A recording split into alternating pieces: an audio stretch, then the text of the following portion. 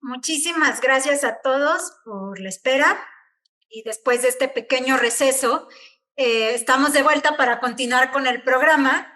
Y bueno, en esta ocasión vamos a tener el gusto también de contar con un panel de discusión con tres grandes colegas a quienes admiro mucho. Han trabajado el tema del agua desde distintas perspectivas. Y bueno, vamos a tener una dinámica de algunas preguntas y respuestas en las que vamos a conducir la discusión. Y posterior a eso, vamos a escuchar algunos comentarios que pudieran tener ustedes como parte del público. Y bueno, eso. Pues bueno, antes de comenzar, me gustaría iniciar este panel que está titulado justamente como esta primera jornada hídrica, ciudades y crisis hídricas, pasado, presente y futuro. Me gustaría presentar a los participantes de esta mesa de discusión. En primer lugar, me gustaría presentar a la doctora María Guadalupe Díaz. Ella es doctora en estudios urbanos y ambientales por el Colmex. Ha colaborado con el PEC-UNAM en distintos proyectos sobre temas de agua, asuntos de agua y ciudades. Actualmente trabaja en el Instituto de Investigaciones Sociales de la UNAM, donde también imparte cursos de posgrado. También nos acompaña la doctora Ariana Mendoza. Ella es doctora en antropología por el CIESAS. Ha tenido también muchísima experiencia e investigación en temas de agua y conflictos por el agua, y actualmente también se desempeña como docente en licenciatura en el Colegio de Desarrollo y Gestión Interculturales de la UNAM, en la Facultad de Filosofía y Letras. Y finalmente, pero no menos importante, el doctor Itzcuautli Zamora. Él es doctor en Ciencias Sociales por la Flaxo, y bueno, también es maestro en Antropología Social y licenciado en Sociología, ambos por la UNAM. Y actualmente colabora como investigador en el Instituto Belisario Domínguez del Senado de la República. Bienvenidos, muchísimas gracias por aceptar esta invitación. Es un gusto estar conversando aquí con ustedes. Y bueno, vamos a comenzar con este foro.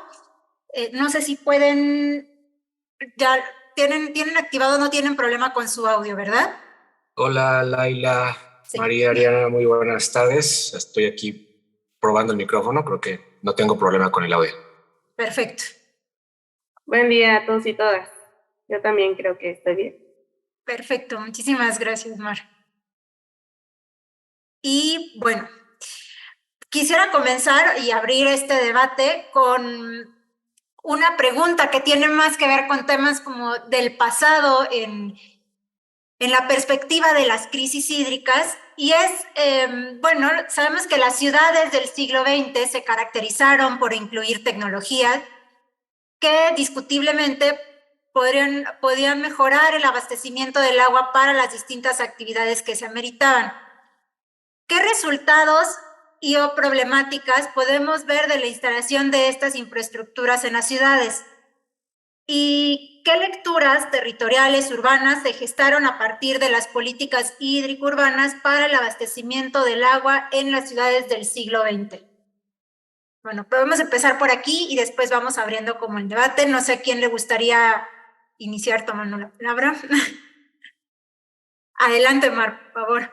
Bueno, primero quisiera agradecer abiertamente esta invitación. Estoy muy emocionada de compartir con Ariana, con Itzcuautli, con colegas que además estimo mucho, este panel de discusión, y además en el PUEC, que fue donde inicié todo este sueño del agua, así que estoy muy contenta y muy emocionada. Y bueno, buen día a todos y todas. Buena tarde ya. Y bueno, yo quiero hablar un poco del pasado. Me gustó mucho, Laila, que la pregunta que nos propones sea un diagnóstico que no empieza de ahora, ¿no? La situación descriptiva del presente, sino que nos mandaste un siglo antes, y me parece genial porque ahí está mucho de la respuesta. Y fíjate que no lo había considerado así, pero creo que parte de esta gran respuesta la tiene el doctor Luis Aboites en sus grandes obras, El agua de la nación, y ahí nos describe estas bases que estamos viviendo y que todavía traemos en este presente, ¿no? Primero, el tema de la gran hidráulica, ¿no? Esta época de oro, voy a decir, en México, que se dio desde principios, mediados del siglo pasado, donde se construyeron grandes obras relacionadas al agua con un solo objetivo, ¿no? El desarrollo económico. Y el desarrollo económico estaba orientado a dos grandes temas, la irrigación, pero también al crecimiento de las ciudades, ¿no? Al crecimiento industrial, y para ello requería también grandes obras para el crecimiento de estas ciudades que poco a poco se han ido expandiendo. Entonces, la gran hidráulica es este momento histórico de dos procesos principalmente, esta transformación económica de una gran inversión en el sector agua. Hay cifras de que dicen que se invirtió entre el 10 y el 16% del presupuesto federal, que es muchísimo en comparación al 0.8% que tenemos actualmente. Y esta transformación tecnológica, hubo la invención, por ejemplo, de la electricidad, del concreto, del motor de energía eléctrica, que permitieron generar y acelerar todas estas nuevas infraestructuras que permitieron también la expansión de las ciudades, ¿no? Sin embargo, Luis Aboites también nos alerta, ¿no? Bueno, nuevas tecnologías implican nuevos fenómenos sociales, ¿no? Y estos nuevos fenómenos sociales son el antecedente y la base de lo que actualmente estamos viviendo, me parece, ¿no? Uno de los principales es la desigualdad en el acceso. En esta gran construcción, en esta gran hidráulica, las colonias o barrios marginales no tenían prioridad, ¿no? Desde el Porfiriato se priorizaron a las colonias con mayores ingresos, ¿no? Y así se fue desarrollando hasta que distintas técnicas, por ejemplo, novohispanas, se fueron superponiendo en distintas temporalidades, ¿no?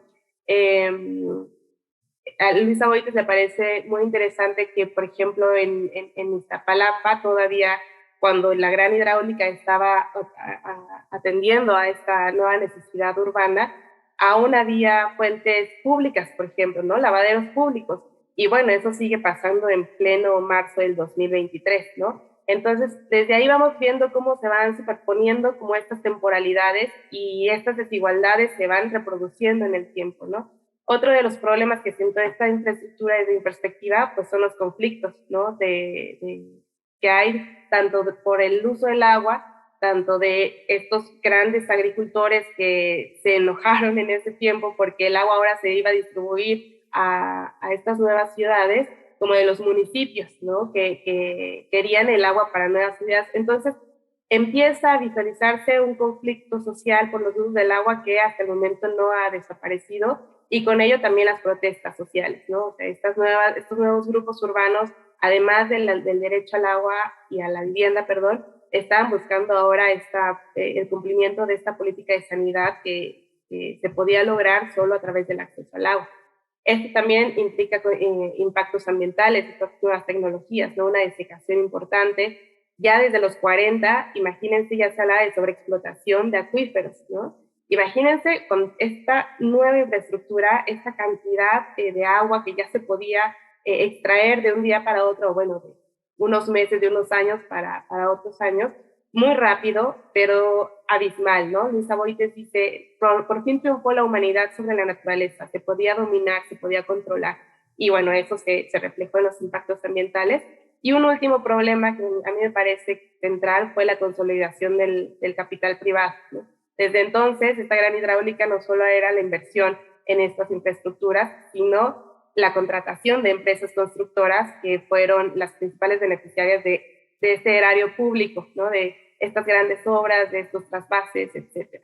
Y son elementos que hasta la fecha podemos observar. Muy bien, creo que nos das un panorama importantísimo y fundamental para empezar a abrir esta discusión. No sé a quién le gustaría tomar la palabra, si Ariana, Itzcuautli. ¿Quieres? Puedo continuar yo, Laila. Bueno, igual quiero comenzar agradeciendo por la invitación. Creo que yo voy a aprender bastante también en este intercambio. Y me pareció como muy interesante, muy inteligente la manera en la que Mar plantea este panorama tan completo del pasado. También creo que es una dimensión muy importante para poder comprender la situación actual y sobre todo poder ir construyendo una visión como a futuro de manera más integral. Creo que también celebro como el hecho de que seamos como de distintas disciplinas. Creo que el tema del agua siempre nos invita y nos está como forzando a justamente este intercambio interdisciplinar. Y bueno, retomando un poco de lo último que decía Mara acerca de estos efectos o las problemáticas que ya se van vislumbrando en el siglo XX, quería como enfatizar justamente sobre este doble proceso, al menos en el caso más específico como de la zona metropolitana del Valle de México. Que bueno, también lo podemos como ver reflejado en otras áreas metropolitanas del país y del mundo entero, pero particularmente como ese doble proceso de por un lado, de trasvases de aguas dentro de la misma cuenca, ¿no? Estoy hablando, por ejemplo, en el siglo XX de todas las transformaciones que hubo en la zona sur en relación a Xochimilco, por ejemplo, ¿no?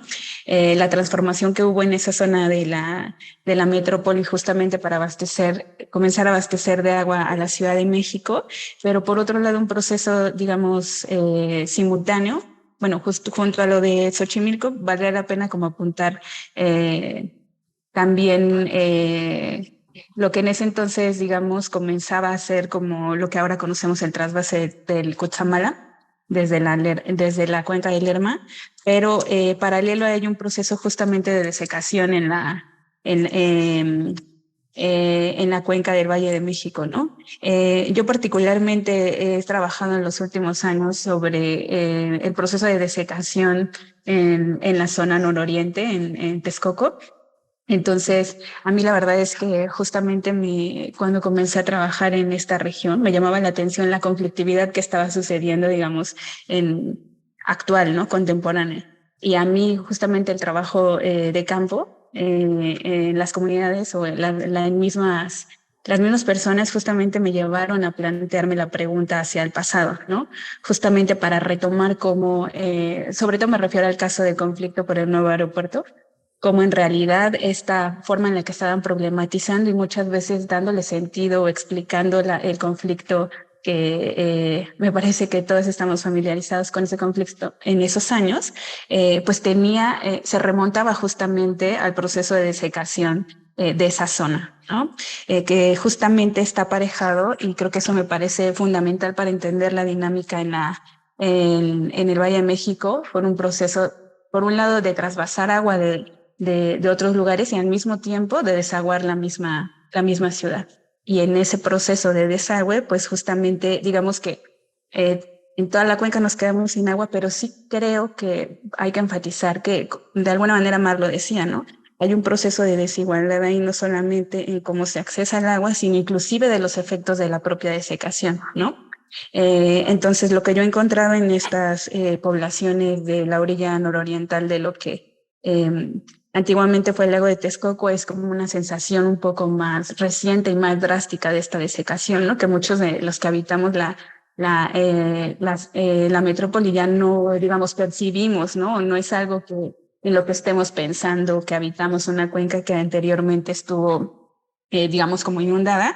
Y bueno, en ese sentido creo que ya llegaremos a eso en la pregunta sobre la actualidad, pero creo que es muy importante, digamos, en el caso de esta zona del Valle de México, retomar o ligar, digamos, el presente, los conflictos del presente con ese pasado particularmente, porque, por ejemplo, y ahí hay otra de las cosas que quiero anotar, es cómo se va aparejando el problema de la tierra, ¿no? De la propiedad de la tierra y sobre todo porque en este caso del que les estoy hablando, pues lo que tenemos con el proceso de desecación es también, digamos, la ganancia de tierras secas, ¿no? Y en ese sentido el acceso al ejido en algunas de estas comunidades. Entonces es súper interesante mirar cómo en este lugar, por ejemplo, hay unas formas inclusive contradictorias de leer toda la serie de intervenciones de infraestructura hidráulica en la región, Porque si bien, digamos, se perdió la laguna y bueno, vale decir, creo que estoy obviando esto, pero es importante que lo comparta, pues que eran, digamos, es una pérdida muy sentida todavía de este cuerpo de agua en esta región, porque todavía hoy día existen trabajadores lacustres en la zona, ¿no? O sea, que recolectan una serie de especies de la región. Y bueno, entonces, en ese sentido, digamos, la gente de alguna manera lee que perdió el agua, ¿no? Perdió el cuerpo, algunos cuerpos, pequeños cuerpos de agua, pero ganaron tierra. Y bueno, eso en la actualidad, un poco ya conectando con lo que pasa en estos momentos y a finales de los 90, pues tiene que ver con también, digamos, la variable del acceso y la propiedad de la tierra en un momento en el siglo pasado en términos de ejido, pero ahora pues de toda una desagrarización y también de la especulación de estas tierras en esa región, ¿no? No, eso aportaría. Bien, muchísimas gracias y te escuchamos, Cuauhli. Hola Laila, nuevamente buenas tardes a mis compañeras de la mesa, a toda la audiencia. Al igual que Mar, estoy muy contento de poder participar en un evento del Programa Universitario de Estudios sobre la Ciudad, un programa al que le guardo un gran afecto por haber sido muy importante en mi desarrollo profesional y por también haberme dado la oportunidad de conocer a colegas que afortunadamente con el paso del tiempo se convirtieron en grandes amistades. Entonces, muy contento de estar con ustedes. Me gustó mucho el planteamiento que se propuso desde un inicio para el conversatorio, en términos de hacer como un análisis del tiempo, pasado, presente y futuro, porque creo que ligando con esta coordenada del tiempo podemos analizar y tener muchos mejores elementos de cómo se va configurando las problemáticas y una caracterización o una realidad socioecológica de cualquier territorio. O sea, las problemáticas se van construyendo con el paso del tiempo a partir de ciertas mentalidades o representaciones sociales o representaciones incluso territoriales. Mar y Ariana creo que apuntaban, coincidían con un punto muy importante, que es una característica del siglo XX y que de manera muy marcada configuró el territorio, si me permite la metáfora, hídrico de la Ciudad de México, y es este privilegio del desarrollo económico a toda costa, ¿no? Creo que la audiencia y tal vez mis compañeras de la mesa estén de acuerdo que esta idea de sostenibilidad o desarrollo urbano sustentable es una categoría relativamente nueva. A finales de los 70 empieza a surgir y ya más en términos discursivos, incluso de las propias autoridades de gobierno, empieza a tener mucho más fuerza, por lo menos en términos discursivos, que no necesariamente en prácticas y en políticas públicas, en la década de los 80 y de los 90. Entonces, este predominio del desarrollo económico creo que configuró el territorio particularmente de la Ciudad de México. Y esto creo que también, para no olvidarnos de otras realidades urbanas en el país, bueno, creo que habla de cómo en el siglo XX vivimos un fuerte centralismo como parte de toda una política económica, y esto explica en gran medida el boom demográfico de la Ciudad de México. No es que las ciudades del norte no tuvieran un crecimiento, sobre todo estamos pensando en la época postrevolucionaria, es cuando el crecimiento demográfico empieza a estabilizarse en diferentes partes del territorio nacional como una realidad nacional en sí misma. Entonces, no es que las ciudades del norte, pensemos para ir también conectando un poco con el análisis presente, no es que Monterrey no tuviera una cierta conciencia de que los recursos hídricos no eran muy abundantes y a partir de eso eventualmente van estableciendo ciertas medidas, pero no porque existiera una representación o una mentalidad en términos de sostenibilidad. O sea, el eje estructurador del desarrollo urbano era el crecimiento económico, y si el crecimiento económico lo necesitaba, entonces construía la infraestructura que así lo necesitaba, como apuntó Mar en su primera intervención, en términos, por ejemplo, de una figura o una infraestructura hidráulica por excelencia, que son las presas. Si las ciudades o el desarrollo económico lo necesita, la infraestructura estaba enfocada en eso de manera prioritaria. Y esto, aunque nos podamos enfocar un poco más en la Ciudad de México, insisto, por ser esta entidad paradigmática que refleja el centralismo característico de la época postrevolucionaria, hace que la Ciudad de México, o en ese entonces el Distrito Federal, no se cuestionara las obras de trasvase, ¿no?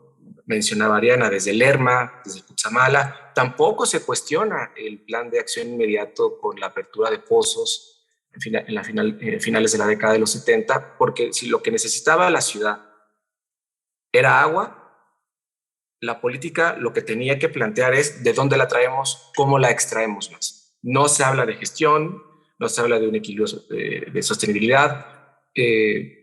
Me parecería que aunque la realidad territorial nos pudiera hablar de desigualdad, tampoco era un concepto en términos de la actuación de la política pública. Es la ciudad como un entorno general o como una entidad general a la cual tenías que darle agua, ¿no? De donde fuera, con el desarrollo tecnológico que existiera. Y esto fue configurando un territorio particular.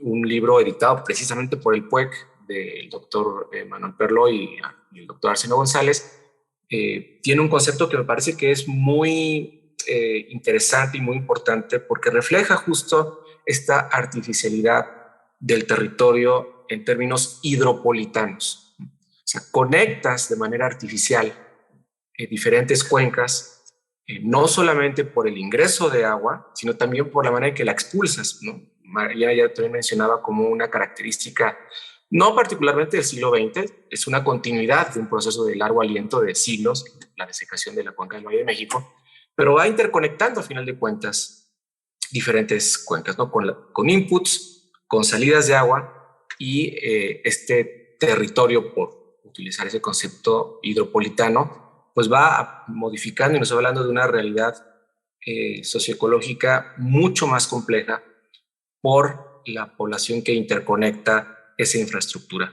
por el nuevo equilibrio o desequilibrio en diferentes ecosistemas que va generando esta región hidropolitana.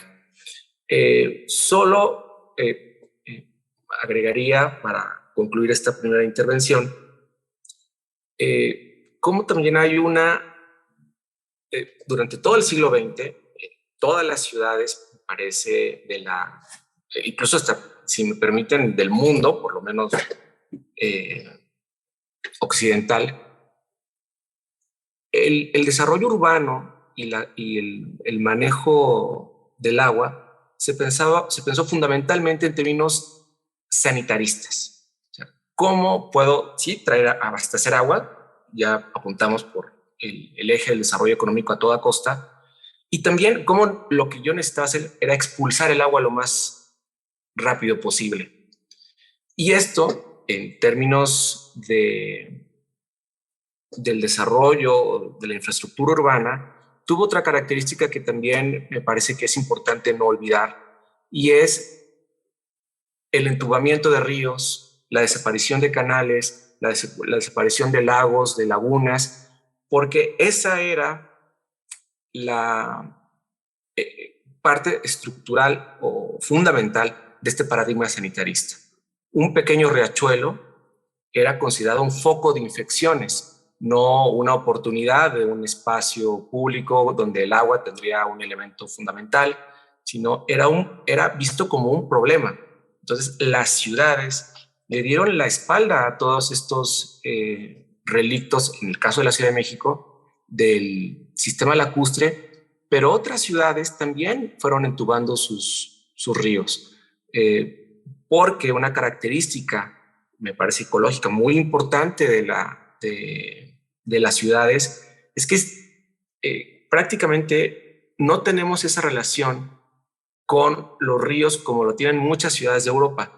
no es que ellos lo tuvieran claro desde mucho antes y que entonces había que tener una relación armónica con sus ríos.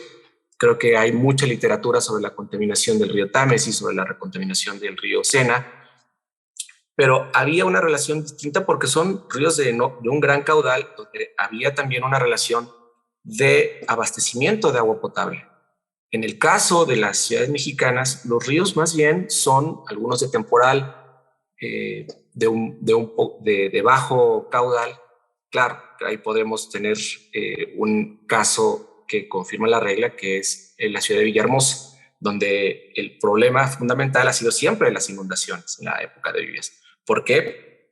Porque parte del desarrollo urbano, y con esto voy cerrando esta intervención, no solamente implicaba relacionarse con estos cuerpos de agua a partir de considerarlos como un problema o como una amenaza de inundaciones, sino que si le podíamos ir ganando terreno a la planicie de inundación con asentamientos irregulares, con la falta de una planeación urbana, pues fueron ahí siendo espacios muy importantes para la construcción de casas, ¿no? Para este crecimiento urbano que en la época de lluvias nos recuerda que esos eran planicies de inundación de los ríos, que no era un lugar propicio para poder construir, pero la falta de una actuación de gobierno, de Estado a partir de una planeación urbana fue creando este crecimiento en donde la población tiene una situación de riesgo en cada temporada de lluvias.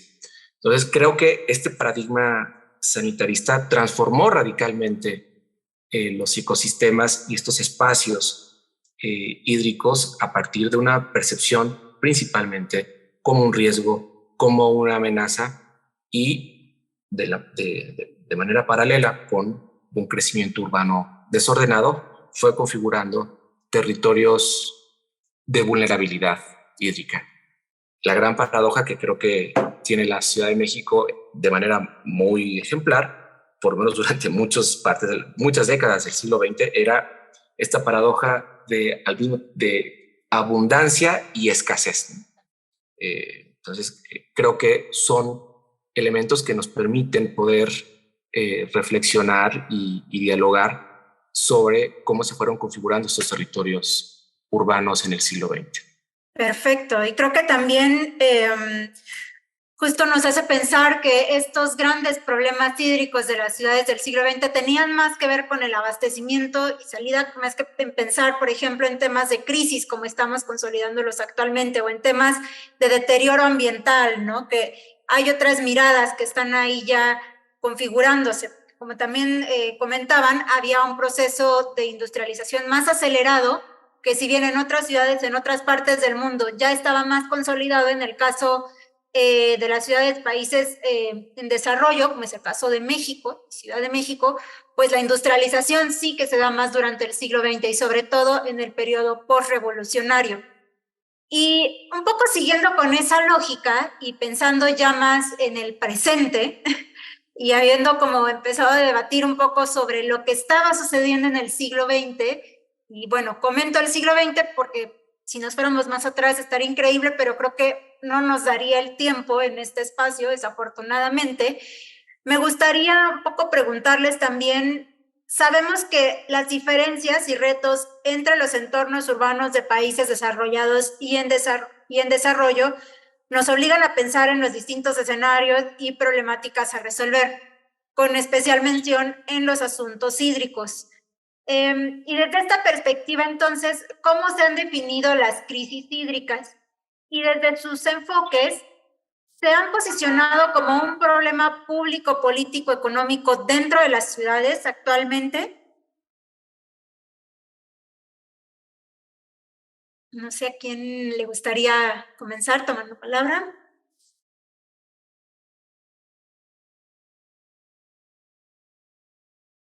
Tú proponla, ¿la quieres que sigamos el mismo orden o lo invertimos como tú prefieras? Tienes el micrófono apagado. Si quieres, ahora comenzamos contigo y vamos de regreso después a Ariana y cerramos con Mar. Dale. Mira, me parece que hay algo muy interesante en lo que, o sea, cómo abres este segundo bloque Porque deslizas la palabra o el concepto por excelencia de pues, el siglo XXI, ¿no? En términos ambientales, crisis.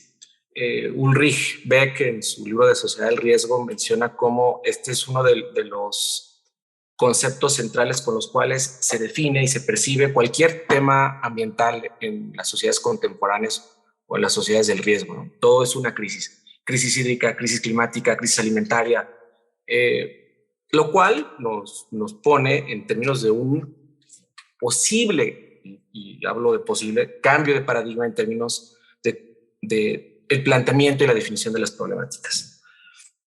Creo esta semana, donde se conmemoró el Día Internacional del Agua, pudimos ver muchas reuniones académicas, de políticos, y me parece que algo que va mucho en la clave de lo que señalas en esta pregunta fue lo que se discutió en la reunión de la Comisión Nacional de Gobernadores, en la CONAGO. No sé si tuvieron la oportunidad de revisar un poco cuál fue el tema central. Además, ojo, además de la seguridad pública, que es obvio que en México es el gran tema que siempre concentra la opinión pública, por lo menos en los últimos años, el segundo tema fue el agua, y eso me pareció muy relevante. No creo que nada más haya sido un clima de opinión a partir de la conmemoración del Día del Agua, sino creo que en la actualidad sí hay una idea un planteamiento muy arraigado de la clase política de reconocer que hay un tema crítico en torno al agua. Dentro de las ciencias sociales, creo que hay Mar, Ariana, si así lo desean, pueden también contrastar un poco lo que voy a plantear. Porque la crisis normalmente se define como en relación a la escasez, ¿no? A la escasez del agua. Y entonces las ciencias sociales, en esta perspectiva crítica, hay muchas y muchos autores que plantean que esta crisis del agua en términos de escasez es una construcción social, ¿no? Que más bien tendremos que pensar en términos de desigualdad, en términos de cómo se puede hacer mucho más eficaz y eficiente el sistema de distribución si partimos de que uno de los problemas en términos de abastecimiento urbano no es tanto, pues por supuesto que tiene que ver con la disponibilidad del agua, pero también con un problema de fugas de la propia infraestructura hidráulica en donde gran parte del porcentaje del agua disponible se pierde. Entonces ahí creo que sí es muy importante no perder de vista que esta denominada crisis hídrica podría resolverse o debería, si ya nos planteamos desde una perspectiva mucho más de juicio de valor, de resolver gran parte de los asuntos de estas consecuencias del paradigma sanitarista que mencioné en la primera intervención, en donde el desarrollo urbano no ha sido sensible al agua, ¿no? En donde seguimos pensando en que una solución en términos hidráulicos todavía de manera predominante puede ser entubemos el río, por decir un ejemplo, el río de los Remedios, ¿no? Hay problemas de inundaciones en el norte, lo mejor es entubarlo porque cuando llueve se inunda y todas las personas que están ahí tienen el riesgo de que pierdan su vivienda o sus muebles. Todavía estamos muy en clave en términos de respuesta a estas problemáticas de abastecimiento de agua en clave del paradigma sanitarista. La Ciudad de México necesita agua. Creo que el campo intelectual, el campo de la ingeniería hidráulica, en su mayoría, no digo que sea algo unánime, y esto nos habla de estas transformaciones lentas que implica un paradigma hidráulico, sigue privilegiando escenarios de, bueno, ¿cuál puede ser el siguiente trasvase, ¿no? Una segunda fase o una tercera fase del Cutzamala, o traemos agua de Temascaltepec, porque la ciudad lo necesita. Cuando, pues, podríamos ser todavía mucho más eficientes con el caudal que llega a la ciudad y que se distribuye. Y pensar en términos de cómo podemos también resolver estos temas de desigualdad en el abasto. Entonces, me parece que en términos de cómo se ha posicionado el tema en la clase política, en quienes gobiernan o tienen algún puesto de representación popular, sí lo consideraría que ocupa, en términos por lo menos discursivos, uno de los primeros lugares, ¿no? Seguridad pública, y creo que agua empieza a ser algo muy importante. Déjenme hacer un pequeño paréntesis. En una encuesta que hicimos en el Instituto Belisario Domínguez del Senado de la República sobre agenda legislativa, la cual, si a ustedes les interesa, pueden consultarla. Es un material que está disponible en el repositorio digital del Instituto. Tenemos una pregunta en términos de cuál sería el problema ambiental que debería resolver el Congreso de la Unión con leyes más estrictas y severas. La primera vez que hicimos esta pregunta fue hace 2 años y el primer lugar era la contaminación del aire, con un porcentaje muy elevado, y el tema del agua ocupaba un 5º lugar. En la encuesta actual, el primer lugar fue el tema del agua. Y la opinión pública lo plantea como temas de escasez o de crisis del agua. Entonces creo que es un tema que está muy posicionado en la opinión pública, dentro de la clase política, y la clave es ahora, bueno, cómo se está planteando resolver, ¿no? Con soluciones del paradigma sanitarista del pasado, con esta inercia histórica en términos de, únicamente pensamos en términos de ingeniería hidráulica, cómo expulsamos el agua, cómo tenemos agua, o hay algunas propuestas alternativas que irían hacia un paradigma distinto, que eso podemos a lo mejor dejarlo para la tercera parte. Me parece que es un tema que por supuesto se resuelve a partir de la particularidad de cada uno de los casos nacionales, pero que sí tiene esta transversalidad internacional a la cual tú mencionaste al final de la planteamiento de la temática. Si pensamos en términos de países desarrollados o países en vías de desarrollo, ¿no? Independientemente de la nomenclatura que utilicemos, creo que sí el tema del agua es un tema de las sociedades contemporáneas. Listo. ¿Cómo se están planteando las respuestas? Creo que puede variar dependiendo de las inercias históricas, de incluso de las propuestas, de los debates críticos que pueda proponer la academia, que pueda proponer la propia sociedad civil. Pero, y con esta idea voy concluyendo, creo que sí hay una idea compartida en este modelo o en este campo de discusión, en términos de que las ciudades tienen ya una propia realidad socioecológica construida con la cual se plantea el tema del agua. Y es que, y creo que lo condensa bastante bien cuando es ya muy común en diferentes ciencias o disciplinas vinculadas al agua, referirse al ciclo urbano del agua. Un ciclo urbano que tiene un funcionamiento y unos procesos que distan mucho de ser como nosotros aprendimos el ciclo del agua en la primaria, ¿no? ¿Se acuerdan de la nubecita y que caía y alguna se filtraba y otra se iba al mar? O sea, el ciclo urbano del agua tiene ya sus propias características por el suelo impermeable, por cómo el drenaje expulsa el agua, como en algunos casos también puede haber ya también alguna infraestructura para el aprovechamiento de agua pluvial. O sea, ya hay una infraestructura que hace que ese modelo del ciclo del agua que aprendimos en términos de un ciclo natural, pues no obedece a una realidad territorial, socioecológica de las ciudades contemporáneas, y a partir de ahí es que se pueden tomar ya algunas decisiones y algunas políticas. Me parece que esto es algo compartido y que creo que dependerá también sí del desarrollo, sí de la investigación, del conocimiento acumulado en términos de del agua, del recurso hídrico en sí mismo, cómo se van planteando ciertas soluciones.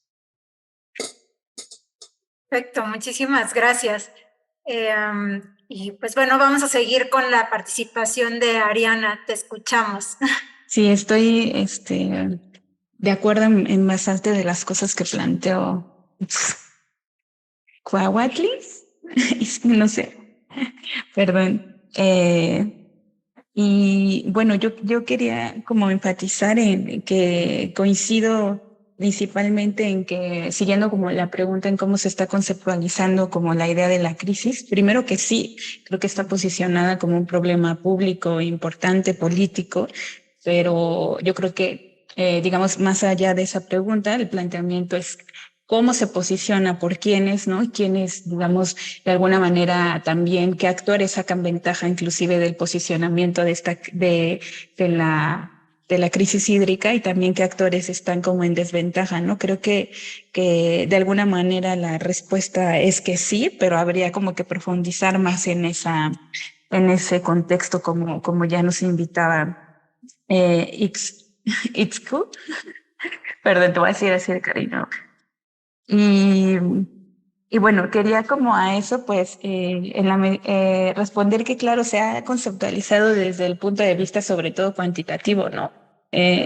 Justamente en estos días, en un evento por motivo del Día Mundial del Agua, ando ahora en Guatemala en un evento que organizó la Alianza Francesa por acá. Y se discutió, bueno, pude escuchar como la participación del organismo operador de agua en la ciudad de Guatemala, ¿no?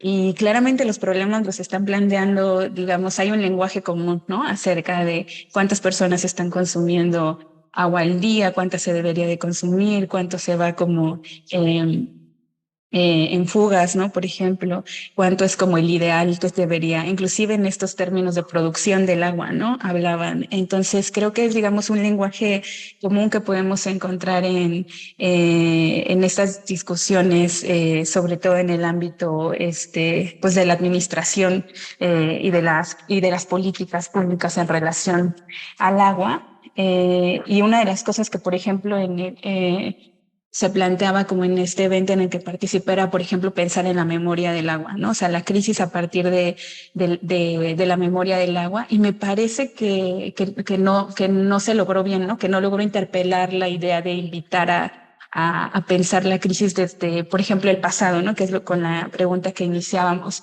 Pensar inclusive en cuestiones narrativas sobre cómo se le da sentido, las poblaciones le dan sentido a la idea de la crisis, ¿no? Yo, por ejemplo, presenté justamente esta visión de cómo distintas poblaciones les dan distintos significados y ha afectado de manera diferenciada los procesos de desecación en el Valle de México.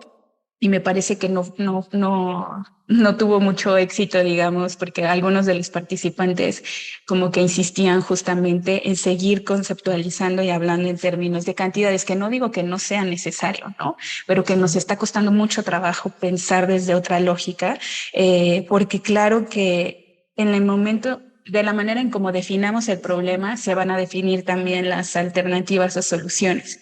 Y claro que es mucho más, corresponde más la manera de formular el problema en términos cuantitativos, ¿no? Estadísticos, con unas soluciones de tipo tecnológico, ¿no? De tipo infraestructural nuevamente, como insistíamos en la primera pregunta, ¿no?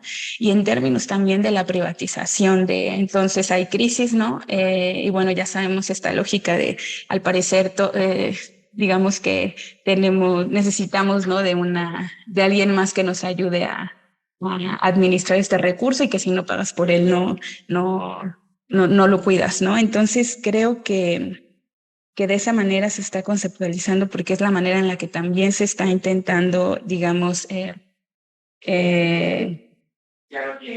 articular cierto tipo de alternativas, y en ese sentido sí coincido en que es un gran reto pensar justamente la crisis hídrica de una forma crítica, ¿no? Porque sí creo que está articulada a un nicho discursivo, ¿no? Un poco como lo plantean Itzku. Porque, digamos, no es fortuito que también esté acompañada del discurso, como ya veníamos igual planteando, sostenible, ¿no? En este cambio de paradigma sí me parece que la idea de la crisis hídrica se articula muy bien a un nicho de discursivo que tiene que ver, inclusive podría yo decir, con el nicho discursivo de la multiculturalidad, ¿no? De la idea de hacerlo ahora todo verde, ¿no? Y diverso. Y entonces creo que tenemos un gran reto en cómo poder, digamos, mirar críticamente los discursos sobre la crisis hídrica, pero al mismo tiempo no negar que de hecho existe, digamos, en términos concretos o materiales, ciertas desigualdades en la distribución del agua, en su acceso. Entonces, bueno, vale decir que por ejemplo, en esta idea como de la escasez asociada a la idea de crisis hídrica, que nos lleva a pensar justamente los casos en los que, no solamente en México, ¿no? Donde inclusive la industria lechera, por ejemplo, se ha desarrollado de manera importante en lugares donde supuestamente se habla de escasez hídrica, ¿no? Digamos en entornos secos. Tenemos, por ejemplo, el caso de en Perú, ¿no? En Ica, que es un valle, digamos, totalmente seco, ¿no? O así se define, digamos, en términos ecosistémicos, pero que ha dado pie a uno de los mayores como territorios de agroindustria, ¿no? Entonces, me parece que como ya se planteaba ahorita, como que sí hay que mirar, digamos, los contextos de cada caso, como en particular también, ¿no? Creo que es importante también mirar estas condiciones socioecológicas y al mismo tiempo como no quitar el dedo del renglón de plantearnos estas preguntas que mencionaba al principio, ¿no? Bueno, hablar de crisis hídricas y no darla como un hecho, ¿no? Sino más bien pensar cómo se están formulando estos discursos, desde dónde provienen y por otro lado pensar, no sé, si eso ya lo podamos discutir más en la siguiente ronda, pero pensaba como que, digo, uno va a Ecatepec, como a esa zona pensaba en eso sobre todo por el caso que usó Itzku de Río de los Remedios, ¿no? Y es evidente, digamos, que se habita una crisis hídrica en la región, ¿no? Uno puede ver en el pueblo de donde yo soy, hay en predios al lado,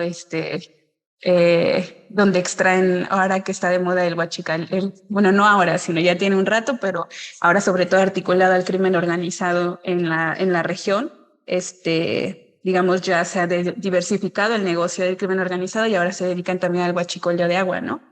Entonces, ¿cómo se ha, digamos, mercantilizado la falta de acceso al agua en esta región es sumamente fuerte y cómo se vincula o se está articulando a procesos de criminalidad, de ilegalidad, es demasiado fuerte para, digamos, negar que hay una crisis hídrica, ¿no? Pero lo que creo que habría entonces que hacer una gran diferencia entre la crisis hídrica construida como un discurso por ciertos actores, sobre todo hegemónicos, y también la crisis hídrica, digamos, vivida, ¿no? O cómo se siente y cómo se demanda, digamos, encarnada, pues, ¿no? Creo que hay una gran diferencia en torno a cómo se conceptualiza y se usa en el discurso que en cómo las personas están planteando inclusive sus demandas, ¿no? Porque yo solo conozco muy pocos casos, por ejemplo, en Ecatepec, que incluso se han organizado y han llevado a cabo un proceso, digamos, judicial, ¿no? Para el reclamo del acceso al agua. Pero me parece muy interesante y creo que ahí hay una buena apertura para pensar, digamos, que para muchos la crisis hídrica, ¿no? Digamos, aunque se vive, se asume como, no quiero generalizar, pero un poco, además siendo como de Catepec, ¿no? Como que siento que nos parece algo como que ya está, naciste y te toca hacerle así, conseguir para la pipa, ¿no? Y destinar, digamos, parte de tu dinero al mes o a la quincena para pagar una pipa, ¿no? Y por otro lado vemos a políticos, ¿no? Estas, por ejemplo, yo, ¿no? Ahora mismo estoy como invitada en otro país a hablar como de crisis hídrica y estamos hablando, digamos, bueno, no, sí, fue de crisis hídrica porque de hecho esta conmemoración de este año del Día del Agua particularmente convoca al concepto de crisis hídrica, por lo que tengo entendido, ¿no? Y digamos, yo no encuentro, digamos, mucha referencia, a veces yo pienso ni en mi propio discurso con lo que yo veo, ¿no? Digamos, pues andando en lugares donde es evidente esta crisis. No sé si, digamos, esto lo reflexiono al paso de escucharles, pero creo que eso me motivó, pues, a ver qué sale de ahí. Gracias. Perfecto, muchas gracias, Ari. Y continuamos con la participación de Mar. Bueno, muchas gracias, Laila. Quisiera decir o prevenir que yo soy de ese equipo que todavía no puede salir de los términos de cantidades, pero tal vez me reivindique por algún análisis de un concepto que quiero proponerles. Igual que Itzcuautli, que Ariana, me pareció muy peculiar la propuesta de analizar con este lenguaje común, como dice Ariana, que ya tenemos como inserto en nuestros diálogos, en nuestras reflexiones, ¿no? El concepto de crisis hídrica. Entonces yo como que empecé a ordenar a las ideas de, claro, bueno, se refiere a estos elementos, pero después fue como, bueno, a ver, definamos primero de dónde viene este concepto. Y efectivamente, como muchos conceptos que han delineado la política pública nacional y de otros países, y también las investigaciones, al menos en las ciencias sociales, pues es uno de estos grupos, de este grupo de conceptos que viene de instituciones internacionales también, ¿no? Entonces, por ejemplo, el Fondo Económico Monetario, pues la define como un riesgo global, ¿no? En términos también como presentaba Itzcuautli, ¿no? De escasez. Hay crisis porque necesitamos seguir reproduciendo un sistema, pero tenemos crisis por la falta de este elemento, de este recurso, ¿no? Entonces eso ya también es una alerta de a qué nos estamos sumando, ¿no? Coincido con Itzcuautli, con Ariana, en tener presente siempre como una reflexión crítica de los conceptos que estamos usando, porque al final la información, la comunicación, la investigación es un puente como muy importante para lo que se desarrolla en la opinión pública, ¿no? Sin embargo, recordé también que entrevistando a un funcionario del sistema de aguas de la Ciudad de México, hablábamos de este concepto, ¿no? De si en la Ciudad de México se vivía la crisis hídrica. Y en este grupo de trabajadores que están diariamente como soslayando la situación del agua, del servicio público del agua y saneamiento en la Ciudad de México, ellos decían, no, en la Ciudad de México no hay crisis del agua y dudo mucho que haya crisis del agua. Para ellos, la crisis del agua es que no haya agua, quedarnos sin agua, ¿no? Y su perspectiva es, siempre voy a tener una oportunidad de tener agua, ya sea de una fuente cercana o de una fuente externa, entre más barata o más cara, pero siempre va a haber un lugar donde yo pueda tener agua. Va a haber crisis donde yo ya no tenga esta fuente externa, ¿no? Esta posibilidad de traer agua de afuera. Entonces es muy interesante porque esto coincide, ¿no? Con esta lógica o este enfoque de que la infraestructura es la solución a cualquier tipo de problemas, ¿no? Sea cual sea tal vez el paradigma, ¿no? Tal vez no fue para el paradigma sanitarista, como nos explicaba Itzcuautli, pero ahora para el paradigma de la escasez, para el paradigma del riesgo, para el paradigma de la vulnerabilidad, la infraestructura sigue siendo esta solución en la mente de las personas que están tomando las decisiones, ¿no? Entonces me llamó la atención, es cierto que ya hay como un análisis muy crítico de este concepto, ¿no? De crisis hídrica y también de muchos otros, pero por ejemplo, quiero traer a la mesa al doctor Francisco Peña, que él dice, bueno, la crisis hídrica en realidad no existe como tal, es una invención, ¿no? Es un discurso político que en realidad lo que está haciendo es justificar que las ciudades tengan más agua. Él dice, bueno, las ciudades argumentan que se están muriendo de sed, pero en realidad no se están muriendo de sed, hay una distribución inequitativa, se está priorizando ciertos usos, ciertas regiones, pero no es que no tengan agua, ¿no? Sin embargo, cuando dicen estamos en día cero, crisis hídrica, pues la atención y los recursos y todo se vuelca a esta ciudad y se sale beneficiada, ¿no? Dice el doctor Peña, pues para seguir saciando la sed que nunca termina en las ciudades, ¿no? Entonces son al menos tres perspectivas como muy, muy diferentes y me parecen muy pues buenas en términos de tener un panorama distinto, ¿no? De usar el concepto crisis hídrica sin ningún apuro, ¿no? Entonces hay que tener como consciente de dónde viene, qué entiende el gobierno por crisis hídrica. Ya sabemos que no, para el gobierno no existe la crisis hídrica. El discurso político también, o como este lenguaje de poder que se está insertando, y lo peligroso es que se inserte en nuestro vocabulario, sobre todo en los cientistas sociales. Voy a decir que nuestro trabajo es reflexionar y averiguar, investigar, indagar, ¿no? Todas estas nociones. Me gustaría también seguir diciendo algo que comentaba Ariana sobre, bueno, en las comunidades, las poblaciones, cómo viven esta crisis hídrica. Por supuesto, cuando una está en Iztapalapa preguntando, platicando con las personas, y una pregunta como de manera muy abierta, ¿qué pasa con el agua aquí? Sí hay, nunca dicen vivimos una crisis hídrica, ¿no? La interpretación es distinta. Y coincido con Ariana en que hay un proceso muy importante que la política pública tiene que considerar, que es lo que yo nombré en mi tesis de doctorado, la sensibilidad de clase. La sensibilidad de clase como parte de un proceso complejo de vulnerabilidad sociohídrica, ¿no? Son tres dimensiones: una es la percepción de riesgo, otra es la sensibilidad de clase, y las prácticas de participación adaptativa, ¿no? Frente a contextos de tandeo y mala calidad del agua. Pero lo que quiero compartirles es el concepto de sensibilidad de clase, ¿no? El IPCC dice, bueno, la sensibilidad se refiere a cómo las condiciones internas de una población, de un centro, de una ciudad, pueden agudizar o no un riesgo. Y eso, bueno, se puede remitir o minimizar, voy a decir, a términos como cuantitativos, estadísticos, como el nivel de ingreso, el nivel educativo, etcétera.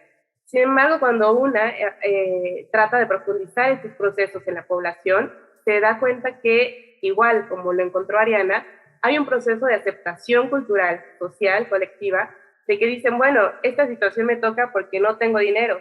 Por supuesto, en colonias donde hay más dinero no van a vivir esto, las señoras no van a estar acarreando el agua como nosotras, ¿no? Entonces es lo que yo nombro sensibilidad de clase, como esta construcción colectiva interiorizada de condiciones socioeconómicas que les hacen tener para ellos, para ellas, el servicio que tienen, ¿no?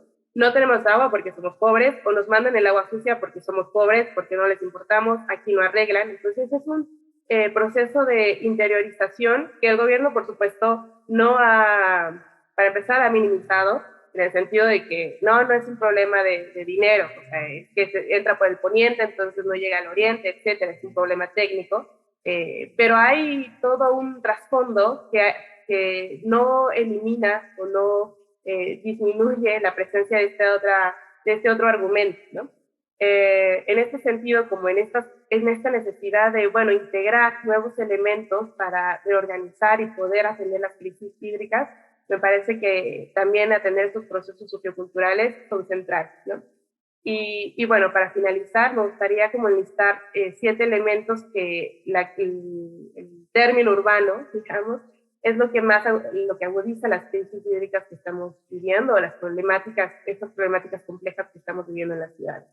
Como un problema de gestión que no tiene un enfoque ecológico, por tanto tampoco tiene un enfoque social, un problema de gestión del suelo, de ordenamiento territorial. Hay una prioridad en los proyectos inmobiliarios, ¿no? Encontramos que hay dictámenes de factibilidad en zonas donde no hay agua o no hay disponibilidad hídrica. Sin embargo, ahí hay nuevos proyectos inmobiliarios. Un tercer problema, pues, son los problemas ecológicos de sobreexplotación. Nos basamos en las aguas subterráneas. Tenemos más de 500 pozos, entre 200 y hasta 2000 metros de profundidad, y la situación es aguda. Eso nos ha llevado a que nuestros 4 de nuestros 6 acuíferos estén sobreexplotados, y como decía el doctor Spotley, afectando el ciclo del agua como un ciclo urbano del agua, que se agudiza con el cambio climático, con las sequías, con las inundaciones. Hay ciudades, por ejemplo en Argentina, que ya se llegaron hasta los 45 grados centígrados. Y sobre todo, esta crisis se agudiza también por un eje transversal, que es el poder, que son estos intereses políticos, económicos, que se han consolidado desde el siglo pasado, como Aboitis nos explica y como las reflexiones que hemos tenido nos permiten observar, ¿no? Intereses políticos y económicos que han configurado la fortaleza de ciertos grupos, por ejemplo, de embotelladoras, de lo que se ha nombrado caciques del agua, que son los piperos, esta distribución de agua mediante carros tanques, y también el huachicoleo, ¿no? Yo tengo la cifra de una lectura de un recién doctorante Alejandro Aitos, que él encontró en su trabajo de campo que hay 400,000 tomas irregulares, 400,000 tomas irregulares en el Valle del México, ¿no? Y bueno, que todo esto se expresa en términos de desigualdad también, en el acceso inequitativo. Hay más de 2 millones de personas con acceso mediante tandeo, es decir, que tienen una vez al día, o una vez cada 3 días, una vez cada semana, etcétera. Y algo muy importante, que también tenemos problemas de contaminación y de calidad del agua. En la Ciudad de México hay alrededor de 300,000 personas en una lista que tiene SACMEX, cuyas colonias reciben agua cuyo consumo puede generar riesgo a la salud, ¿no? Entonces, en esta situación, que me parece que es la expresión de la vulnerabilidad, se encuentran 300,000 personas. Y todo esto se agudiza en contextos de emergencia, como hemos visto después de un sismo, como vimos en la pandemia, o en contextos de sequía o estiaje, ¿no? Súper, muchísimas gracias. También me hace pensar justamente en esto que comentaban cada uno de ustedes tres, que cuando muchas veces escuchamos también estos conceptos como día cero, por ejemplo, no nos ponemos a pensar que, pues no es que todos estemos, o sea, no es que nos vamos a quedar todos sin agua, sino más bien, cuando a mí me han preguntado inclusive, pues el día cero en Ciudad de México, pues bueno, es que el día cero ya se vive desde hace mucho tiempo en ciertas zonas de la ciudad, y es un tema de acceso desigual al agua, ¿no? Y de estas experiencias que ustedes ya acentuaban, de las experiencias desiguales en cómo se viven las crisis hídricas. Definitivamente, aunque es un concepto muy de las ciudades del presente, creo que es algo que se ha vivido históricamente en las ciudades, ¿no? En estos términos que tú también comentas, Mar, en los términos de, pues bueno, soy pobre, entonces son las condiciones que me tocan y pues bueno, tengo que adaptarme inclusive a esas condiciones, ¿no? Tengo que hacer frente a esas condiciones por el hecho del contexto socioterritorial en el que estoy viviendo. Y justamente en ese sentido me gustaría entonces pensar un poco en términos del futuro. Sin duda alguna, el crecimiento acelerado de las ciudades en distintas latitudes representa un reto fundamental para el cuidado del agua y medio ambiente. ¿Y cuáles serían entonces algunas de las directrices a seguir para pensar en reducir los escenarios de crisis y riesgo hídrico en las ciudades? Y, por ejemplo, frente a estos escenarios de desigualdad urbano-territorial, el uso de tecnologías podría ser una estrategia de adaptación o resiliencia frente a las crisis hídricas. Y bueno, igual estaría interesante escucharte a ti primero, Ari, que también nos has platicado un poco, sobre todo con esta experiencia que estás teniendo ahora, escucharte un poco de reflexiones. Bueno, yo creo que justamente el contexto como de desigualdad que creo que prevaleció en la ronda pasada, yo había pensado que hacia allá quería justamente dirigir mi reflexión en relación a este último como módulo, ¿no? Creo que es necesario eso, como ponerle, digamos, clase, color, carne a estos grandes conceptos, como la crisis hídrica, ¿no? Crisis ambiental. Me parece muy interesante esto que planteas, Laila, sobre el día cero para quién, ¿no? Hace unos años participé en un dossier de una revista colombiana en la que justamente la pregunta que convocaba era narrativa sobre el colapso. Entonces a mí me interesó mucho la propuesta porque justamente lo que este antropólogo Alejandro Camargo planteaba era que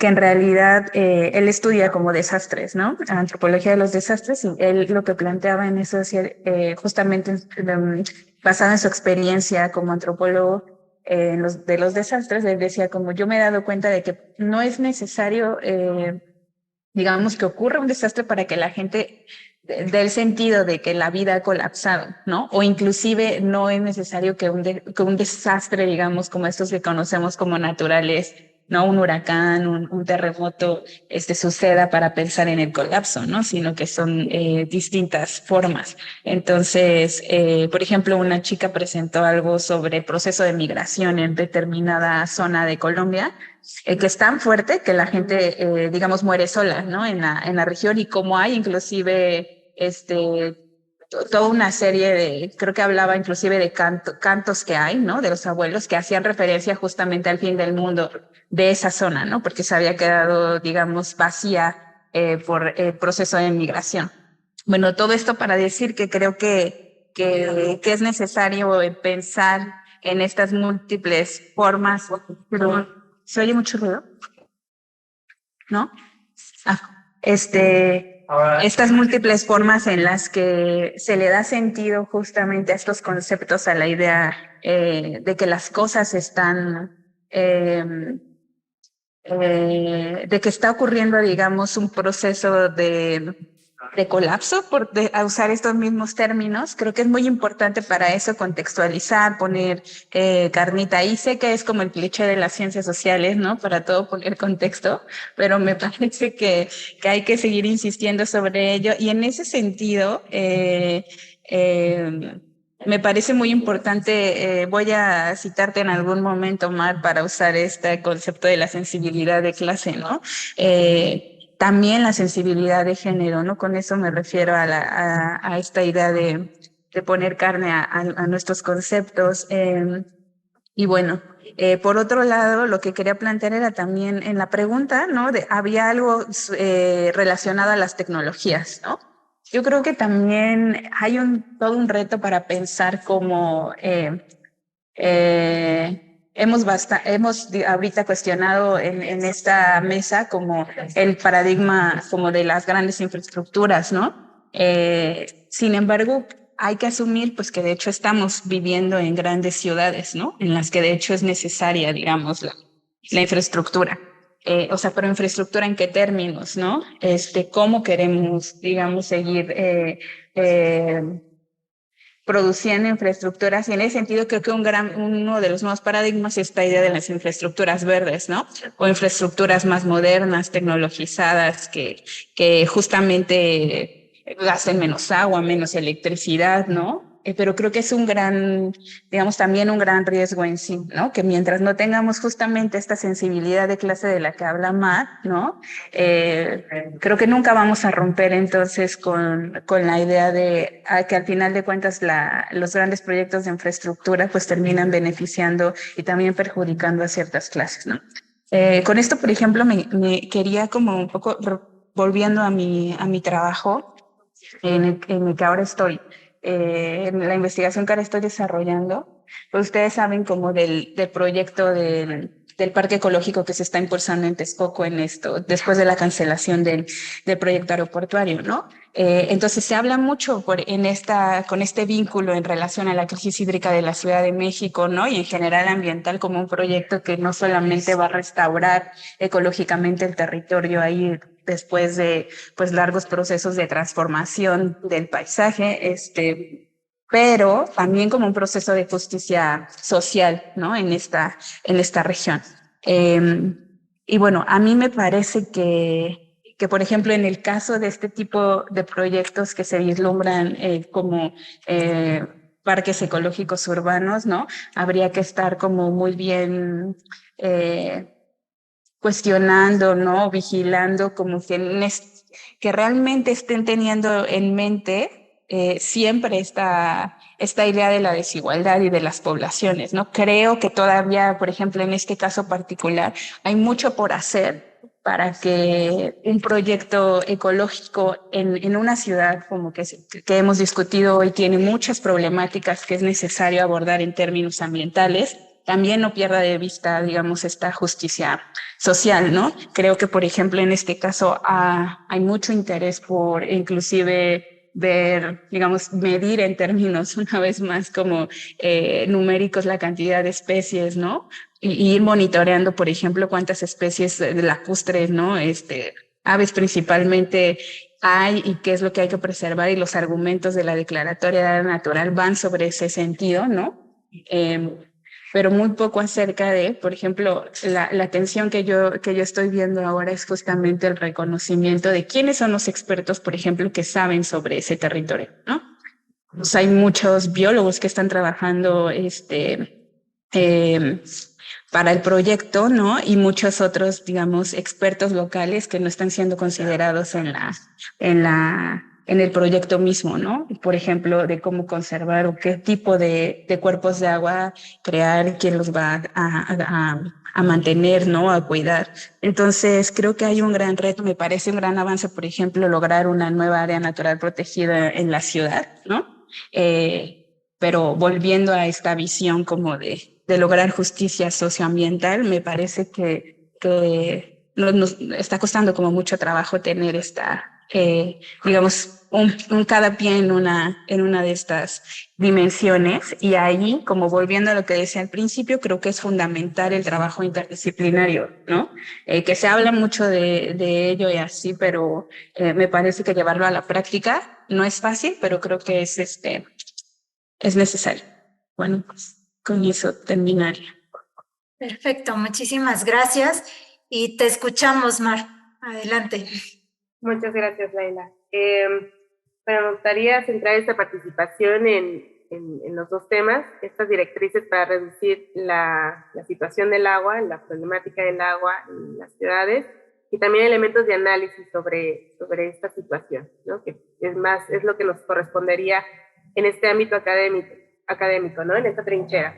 Y bueno, entre las directrices, si me pueden hacer una lista, yo empezaría con repensar la relación entre sociedades naturales, ¿no? Es cierto que históricamente se ha configurado la centralidad en el bienestar humano, digamos, todo es medido a partir de la salud humana, el ecosistema está bien siempre y cuando no afecte a la salud humana, aunque no haya vida, aunque afecte la vida interna, el parámetro siempre es lo humano, ¿no?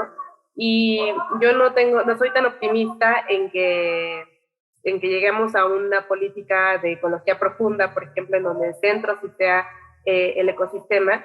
Sin embargo, sí aportar o priorizar, sobreponer más como temas ambientales, no tal vez al mismo nivel que humanos, pero sí darle más importancia, ¿no? Por ejemplo, un tema que podría guiarnos es las concesiones que hay para el uso de agua. Vemos que la mayoría, bueno, son para uso agrícola, industrial, doméstico, público urbano y sobre todo, ¿no? Principalmente. Pero hay un uso que me parece que puede ser ahí una guía y puede ser tal vez una esperanza, no sé, que es el uso de conservación ecológica. Esta mañana buscaba en el REPDA las concesiones, los títulos de registro para este uso y solamente encontré uno. Hay 120,000 títulos, pero para la conservación ecológica solamente había uno, ¿no? Entonces, tal vez como empezar a mirar, a encontrarnos en todo este sistema como con una perspectiva más compleja, más sistémica, puede ser un buen paso, ¿no? Otro de los elementos que podrían dirigir como esta problemática o atenderla es integrar, o sea, desde las ciencias sociales, bueno, integrar lo social a lo técnico, ¿no? Si bien actualmente el sistema de aguas de la Ciudad de México tiene como un eslogan de estamos buscando la equidad, queremos que para el 2024 al menos todas las personas tengan agua una vez al día, no todo el día, sino una vez al día.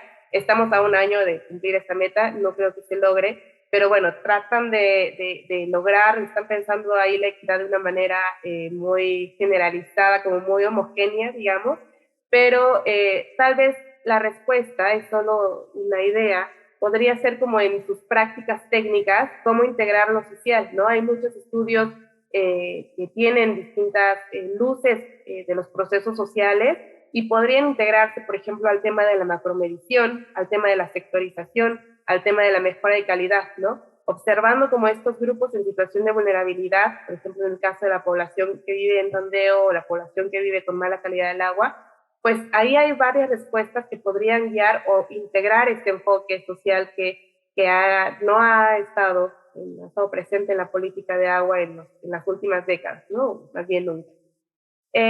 También otra directriz podría ser pensar en la reducción, ¿no?, del uso del agua como un indicador. Hablando de infraestructura, siempre es para traer más agua, traer más agua, traer más agua, pero como se decía en el principio, hay que ver qué está pasando con el agua que está aquí, ¿no?, aunado a todos los intereses de poder y todos los grupos de poder que también le están manejando, ¿no? Entonces, esto implica otro tipo de control, tanto de proyectos inmobiliarios como de uso de suelo, etcétera, ¿no? También tener una posición crítica, ¿no?, de los derechos. El derecho humano al agua y saneamiento es una guía básica, sin embargo es una guía general a nivel internacional y hay que repensarla, ¿no?, como pensando en este ejercicio de repensar los conceptos. También el derecho humano al agua hay que repensarlo en los contextos locales, ¿no? Esto hace que, por ejemplo, en distintas instancias que evalúan el derecho humano al agua, el Objetivo de Desarrollo Sostenible número 6, ya esté cumplido el derecho humano al agua en la Ciudad de México, ¿no? ¿Por qué? Por la cobertura que se tiene acá, pero que no implica o no involucra estos otros procesos, y tanto del tiempo de espera, como si las personas se están postergando, qué tipo de prácticas hacen para mejorar la calidad, etcétera. Entonces, sí con un enfoque de derechos, pero con un enfoque de derechos también con una posición crítica. También acompañar acciones comunitarias y a la sociedad civil, me parece que ahí hay mucha luz también, y principalmente, y estamos también en el marco de esperando esta tan importante Ley General de Aguas, ver cuál es el recorrido de este instrumento, que aunque sabemos que todo lo que está escrito no se cumple en la realidad, es un antecedente y es un instrumento que puede servir para mucha defensa de ecosistemas y de comunidades en general. Y en relación a los elementos de análisis sobre esta situación del agua, bueno, como mi recomendación o desde mi experiencia, creo que lo que podría aportarse, al menos desde las ciencias sociales, es una redefinición y una presencia clara, crítica de los conceptos que están dirigiendo la política del agua y los análisis, ¿no? Conceptos como sustentabilidad, que en realidad es un concepto que se refiere al desarrollo sustentable, ¿no? Un desarrollo económico sustentable, ¿no? Que hacer sustentable, digamos, este sistema, esta lógica de capital, ¿no? No es sustentabilidad para los ecosistemas, otra vez, no es para este ordenamiento y este objetivo de desarrollo económico. El concepto de gobernanza, por ejemplo, que también está en nuestra tríada de gestión perfecta, ¿no?, para salir de esta crisis del agua, bueno, hay darle el mismo peso, el mismo valor a actores, por ejemplo, privados, económicos, que tienen otro tipo de interés, al político, al social, o incluso intereses políticos. Bueno, también tomarlo con pincitas, ¿no? Siempre hay enfoques que se sobreponen sobre otros, ¿no?, en estos espacios, y siempre van a estar presentes en los consejos de cuenca, en los comités de creación de normas, etcétera. Y tal vez el contrapeso para esta otra gobernanza o esta nueva gobernanza puede ser, como ustedes lo mencionaban en el panel, pues un tema de justicia ambiental y un tema de equidad social, ¿no? También así revisar el concepto de seguridad hídrica, ¿no? Que parece que nos los pusimos a gorras y decir de dónde vino, qué es este concepto, y que también tiene críticas importantes, ¿no? Además de que sí toca el tema ambiental de la salud humana, sí toca el tema ambiental, la salud humana, agua para las economías, agua para el desarrollo socioeconómico de los distintos países, pero toca un tema también muy importante, que es el riesgo, la vulnerabilidad. Entonces no omite que hay otros procesos, ¿no?, que estamos viviendo, y al atender y el visibilizar y el poner al mismo nivel también los grupos en situación de vulnerabilidad, bueno, es un concepto que sí podría aportar, y tiene también limitantes importantes. Por ejemplo, la seguridad hídrica tiene una ambigüedad en sus alcances, ¿no? Bueno, la seguridad hídrica va a ser tal hasta un concepto tolerable, ¿no? Entonces, ¿qué es tolerable? ¿No? Eso lo deja como muy ambiguo a nivel internacional, y eso pues hace que todo el esfuerzo de repensar como la complejidad de la situación pues no funcione.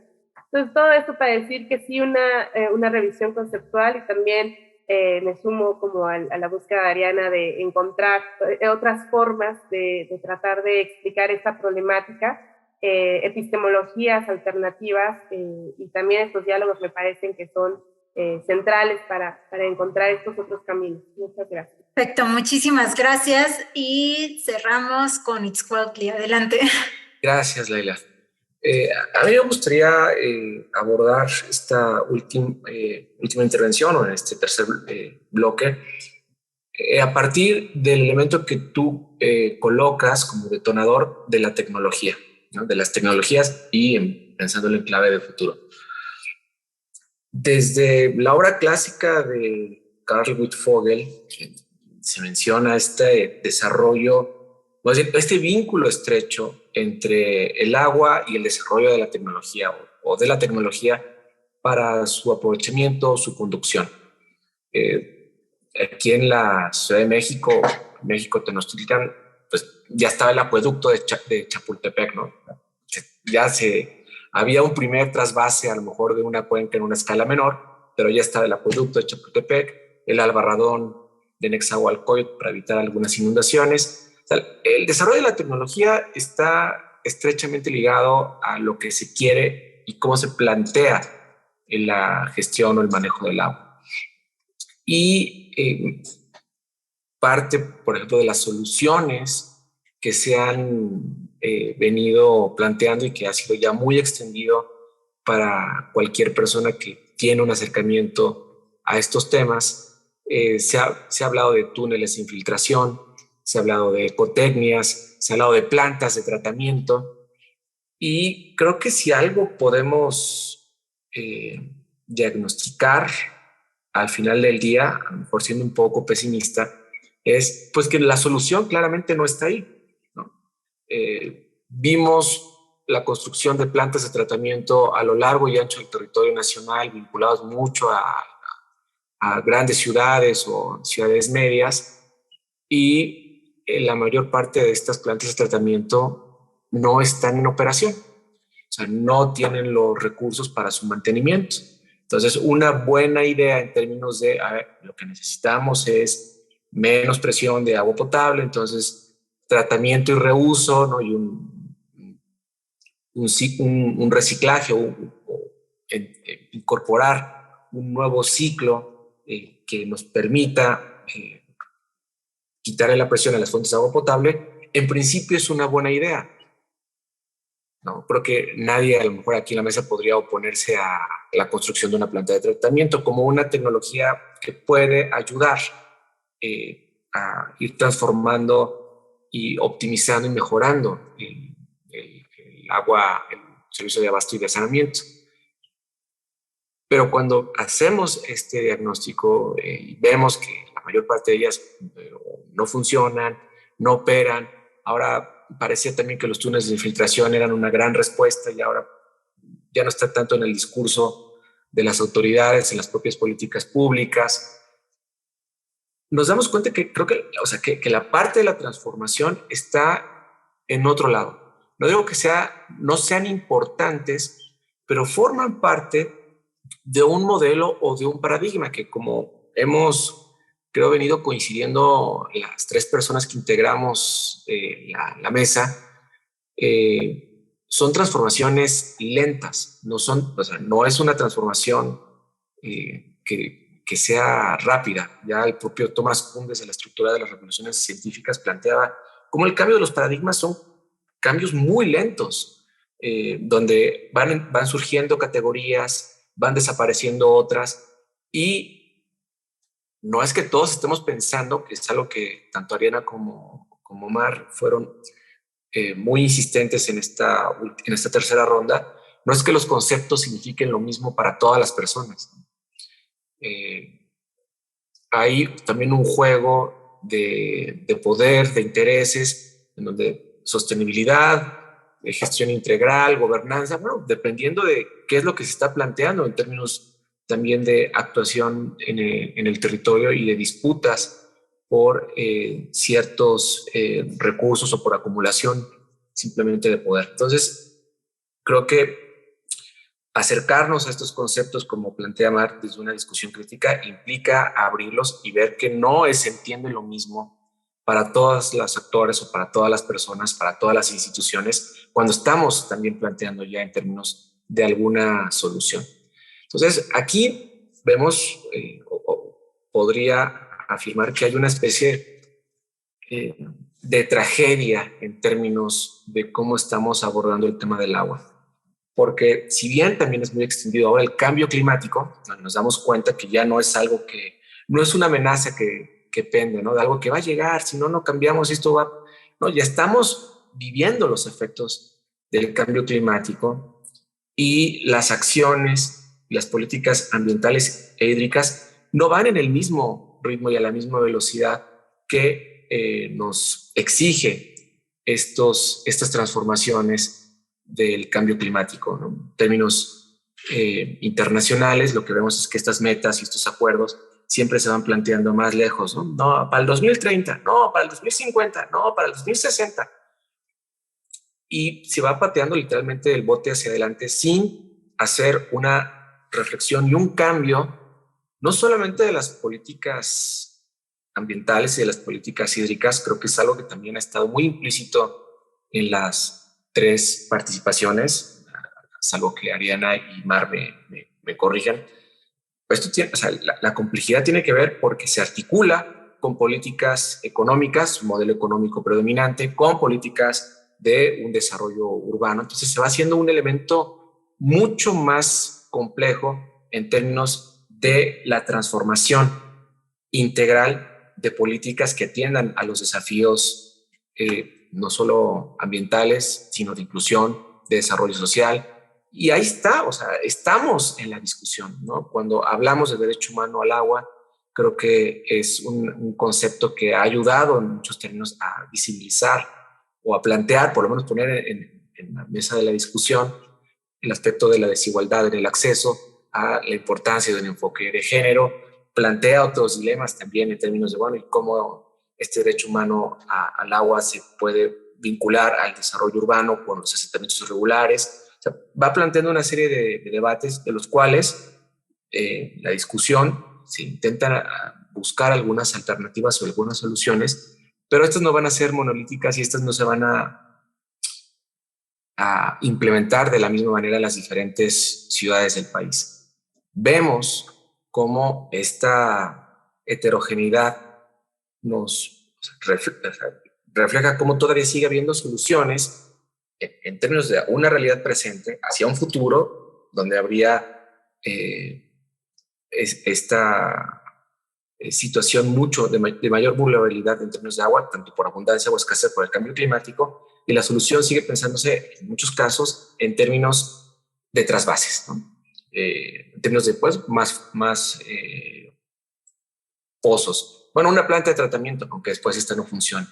Cuando se necesita un pensamiento mucho más orgánico, que nos lleva tiempo y que no va a la misma velocidad de los desafíos del cambio climático y que hace que este desarrollo urbano o esta realidad urbana requiera soluciones mucho más integrales.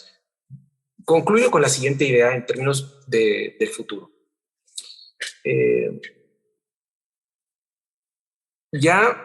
Partiendo de la premisa de que la tecnología per se no es una solución, por supuesto que es fundamental, pero incorporándose dentro de un modelo integral de desarrollo urbano, de desarrollo ambiental, de sostenibilidad hídrica, creo que la participación ciudadana, sí, ella es algo que es fundamental que lo vinculemos a la construcción de cualquier infraestructura hídrica. Tenemos 2 ejemplos que me parece son contrapuestos dentro de lo que podemos ver en la realidad mexicana o en la historia contemporánea mexicana. Por un lado está Constellation Brands en Mexicali, ¿no?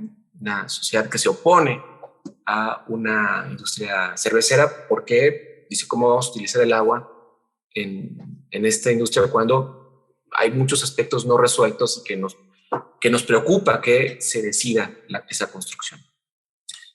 Pero no sé si coincidan ustedes, ya un poco también calentando para la ronda de preguntas y respuestas, esta discusión no estuvo, salvo su mejor opinión, en ningún momento en la definición de la construcción de Tesla en Monterrey.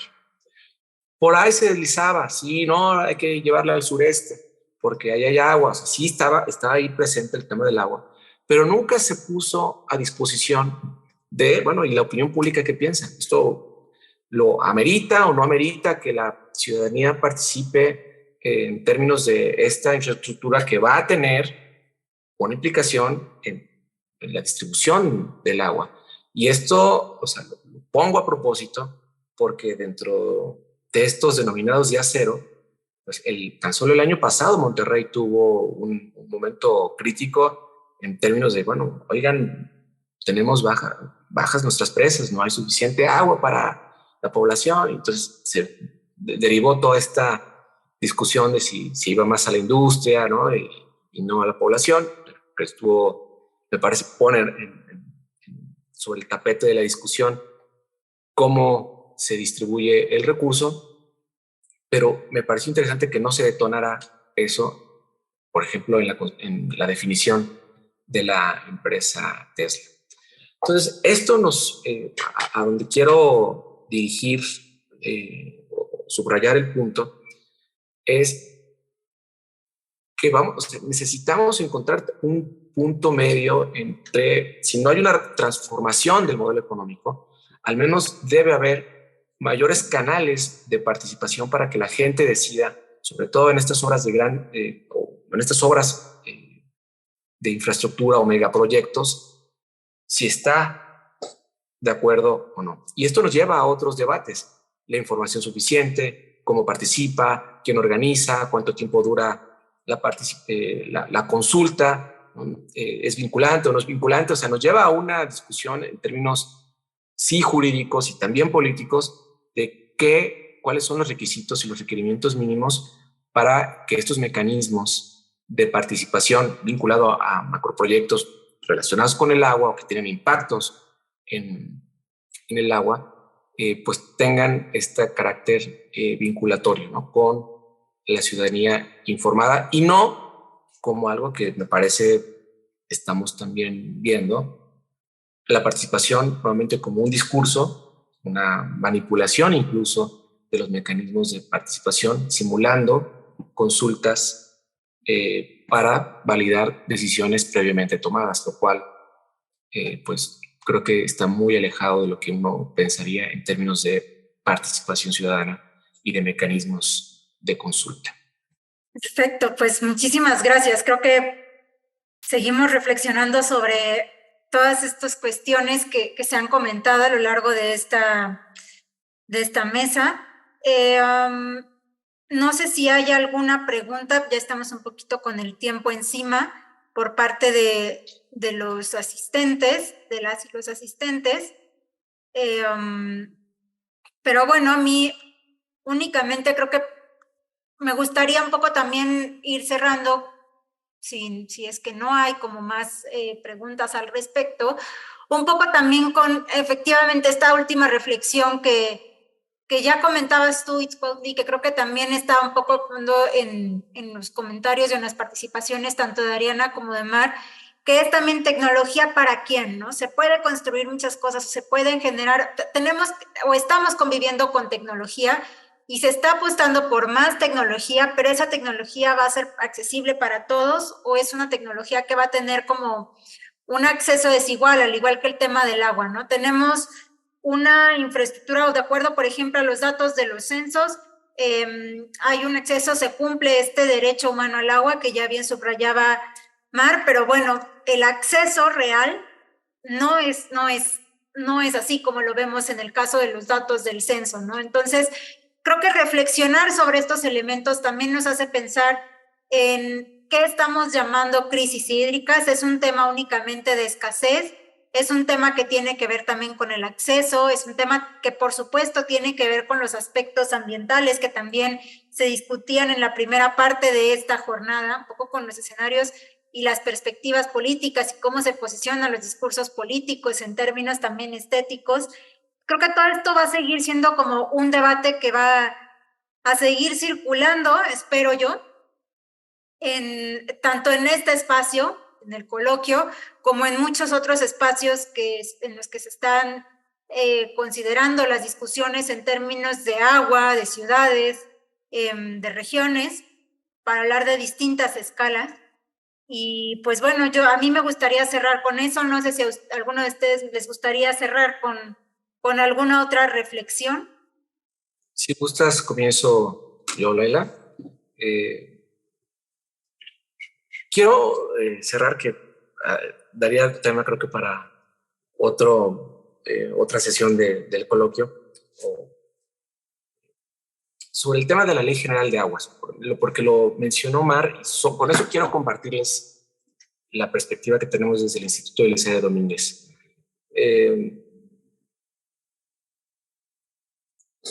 Me parece significativo que a estas alturas no tengamos una Ley General de Aguas, ¿no? Desde la reforma constitucional al artículo 4 en el año 2012, se mandataba tener una ley que estableciera la manera en que la federación, estados y municipios, de manera concurrente, además de la participación ciudadana, tuvieran una distribución de funciones y competencias precisamente para hacer válido el derecho humano al agua, ¿no? Desde la reforma del 2012 estuvo, y ha habido debates legislativos, iniciativas. Ustedes recordarán la denominada Ley Korenfeld, ¿no? Que justo creo que gran parte de la academia y de la presión que se ejercieron desde las instituciones, no solamente de la academia, también de la sociedad civil, fueron importantes para que esta no siguiera el proceso legislativo para incluso decretarse, menos conocidas después como una réplica de la iniciativa Pichardo, ¿no? Como también se le denominó, y todo parece indicar que con una nueva administración, discursivamente autoadscrita a la izquierda, al espectro político, vendría esta Ley General de Aguas que ha promovido fundamentalmente, no exclusivamente, un colectivo denominado Agua para Todos, ¿no? Muy vinculado además con el grupo en el poder. Y esto no ha sido así. No se decretó la ley. Creo que lo que refleja son los profundos intereses que hay en torno al manejo del agua, que hace que una ley que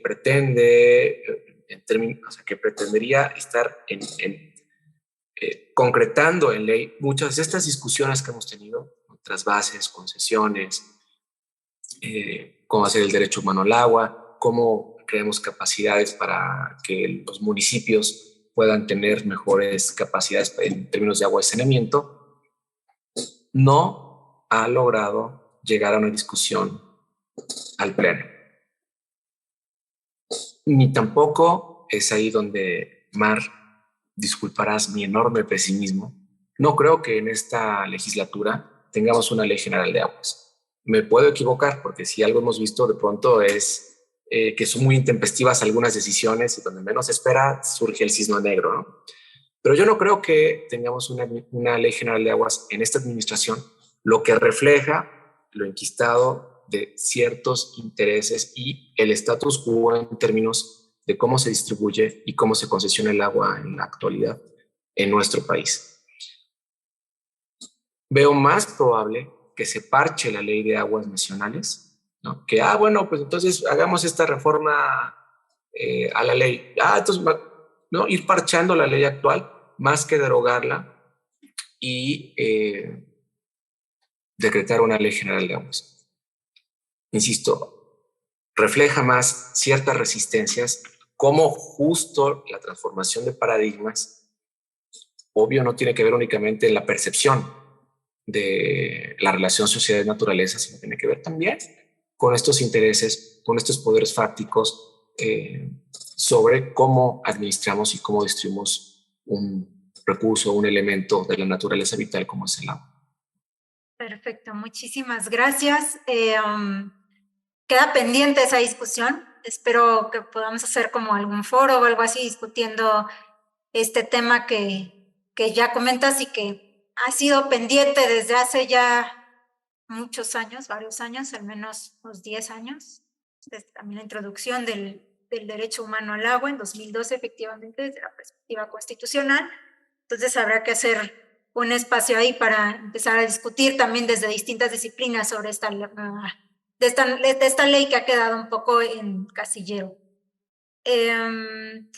No sé si hay alguien más, María, Ariana, que les gustaría cerrar con algo más. Si no es así, pues les agradecemos muchísimo su participación, sobre todo también a los asistentes que estuvieron a lo largo de esta jornada.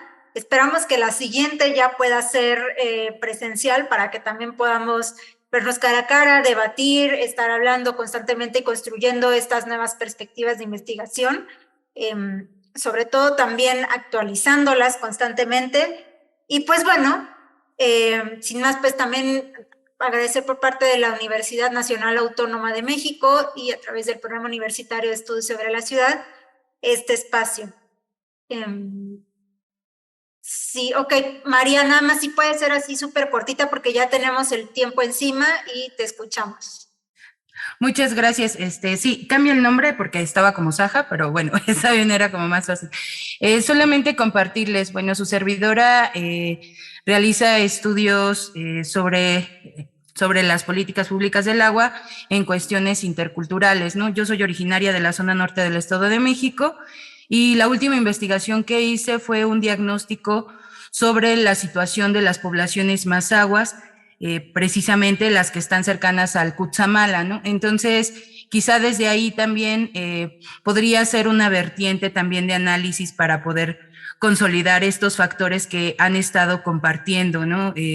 Desde la cuestión de la dignificación de esta situación del agua. En esta postura, pues también habemos quienes ya también estamos colocando una línea sobre los derechos del agua, ¿no? No los derechos del humano como parte de el consumo del agua, ¿no? Entonces, pues ahí también creo que son muchos factores los que intervienen para que también colectivamente podamos generar un cambio, ¿no? Y propuestas que también se alternan entre las diferentes preparaciones profesionistas académicas, ¿no? Entonces, pues muy agradecida también por este espacio, por permitirme escucharles y saber también qué está ocurriendo desde el otro lado de la ciudad. Perfecto, pues muchísimas gracias, María. Muy interesantes tus dos participaciones, sobre todo.